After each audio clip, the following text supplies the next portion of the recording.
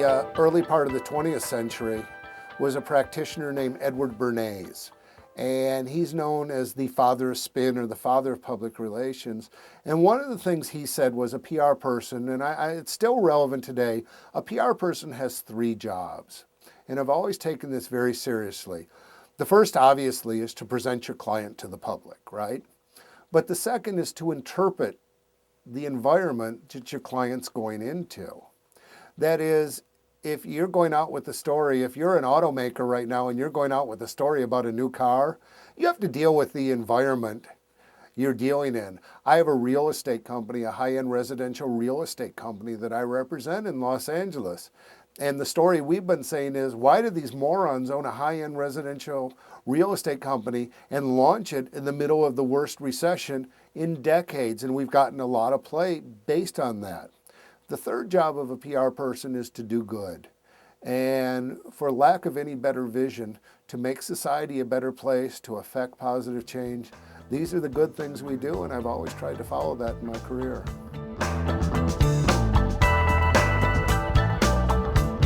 You need to manage your perception in this world. It is a basic life skill. Let me explain. PR used to stand for public relations, no longer. PR now stands for perception and reality. And the job of me, a media relations person, a public relations person, is to manage that relationship between perception and reality. And for most people, if this is perception and this is reality, the reality is better than the perception. That's most people. I'm really good, people just don't know it. I'm a great actor, I'm a great dentist, I'm a great environmental activist. For some people, their perception exceeds their reality. We call those people Dr. Phil. Oh, we call that hype. When your perception exceeds your reality, that's called hype. You want to keep your perception and reality relatively happy, because if not, you get that term we all learned in college psychology, cognitive dissonance. Something is out of whack here, something is not right. And the job of somebody like me is to manage that relationship between perception and reality. So if I got somebody with not a great perception, but a great reality, I tell the world.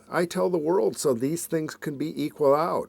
If I have somebody where the perception is they're one thing and there's something else, again, I put more reality in there and try and even that out so people can understand a fuller picture of my clients. What do they get out of it? They get clients, they get business, they get to change the world. If they're president of the PTA, if they're an environmental activist, if they run a small business, everybody's got a website. Everybody seems to be on Facebook or MySpace. These are not optional anymore. These are required if you want to compete in this world we live in. I do my research before any new business client comes in, and I do internet research. I talk to people in the business. A lot of times it'll be actors, things like that, where people think they're one way and they're another. Most people have a basic image, but we all are human, and we all think of ourselves differently. It's how people can always write other people's resumes, but not themselves. People can always judge, do I like that outfit on somebody else, but not themselves? So we all get a little thrown off by the fact that we're dealing with ourselves, and we're never quite as grounded as when we're dealing with someone else. And it really depends. If you're talking about the actor world, some people have a dead-on perception of who they are, what they've achieved. Some people think they're huge superstars and they're minor stars. Some people think they're relatively minor stars and they're huge stars. So in my own gentle style, I try and get them grounded in reality and say, here's where I think we're starting from and here's where we're going to.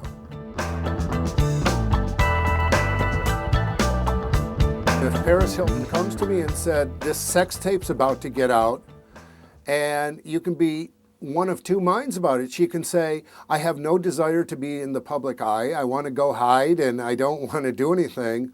Or, sex tape be damned, I am going to be a movie star, a singer, and have my own line of merchandise, clothing, and fragrance, and I'm going to be a brand. And it really depends on what that person wishes to achieve, and you start from there, if it's achievable at all. And one of the points I make in the book is, You look at a Kim Kardashian who was essentially discovered by a sex tape, or Paris Hilton whose career was certainly accelerated by that. We live in different times. We don't judge those kind of things anymore, particularly young people. It's just not a big deal. They think being famous is cool and something that almost everyone's entitled to. I have one researcher in Chicago, and he does teen research.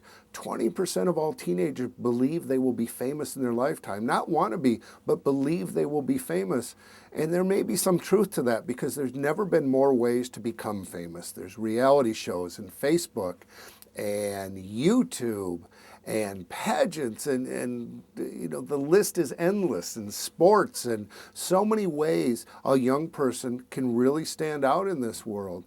So there's some truth to that, but it really starts with the recognition of here's where I am and here's where I want to go.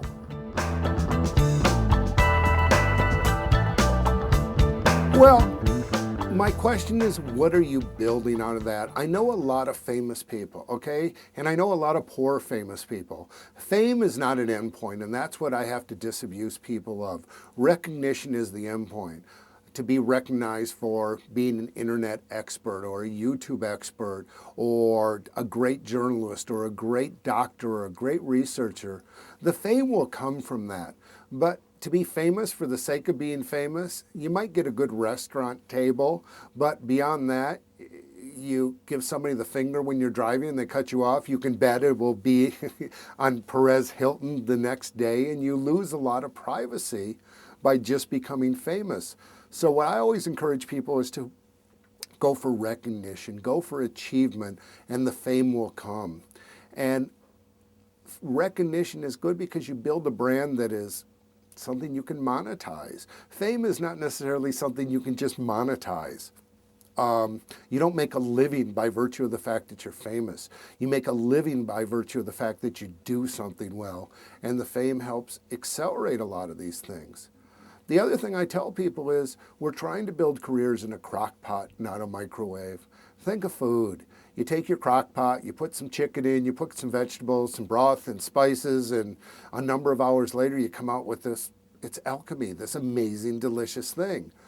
You take the same thing, you put it in a microwave, and you come out with sort of cooked in one spot, raw in another spot, chewy at this end, and it's like, ugh. So you want to control the speed and velocity of your recognition or fame, that it doesn't happen so quickly.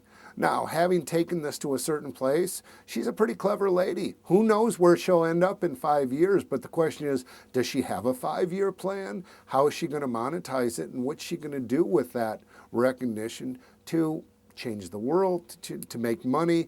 I don't judge people's motives. You know, people say, I want to be famous because I want to be rich. I want to be famous because I want to change the world. I want to be famous because I want to be laid. Whatever it is, that's their right, that's their choice, and I support it. But the question is, are the ways you're going about it really getting you there?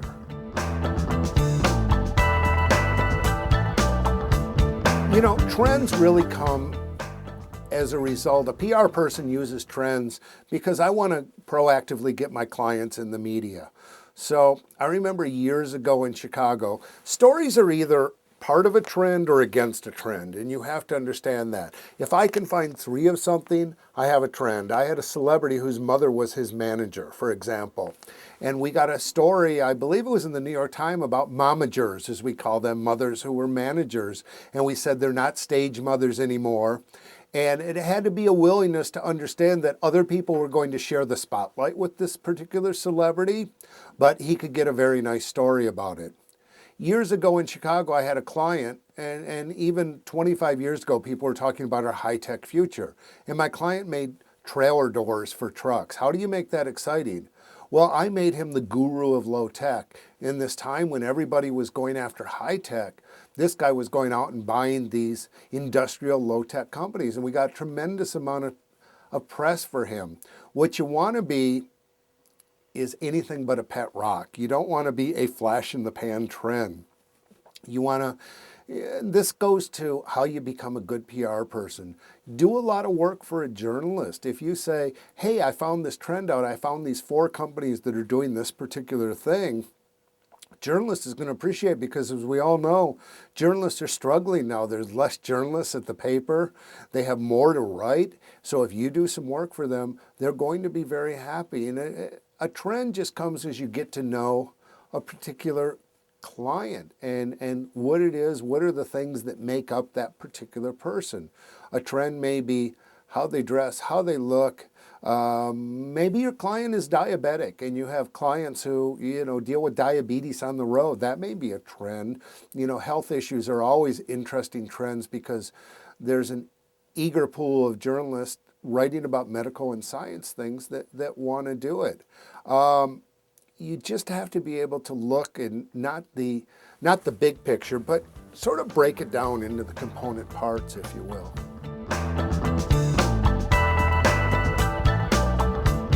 I'm really clear in my own life about who and what is important and what's not. I mean, people would be shocked. I tend to go to bed, barring having an event for a client or something. I'm generally in bed by 9:30 at night, get up at 5:30 in the morning. Although I have a handful of celebrity friends, they act very uncelebrity when they're around me. And when I'm around them, they're not quote unquote fabulous. As I tell people, I do fabulous for a living, and I'm a nice Midwest guy, and I know what my values are, and I know what my priorities are, and I know what's important out there.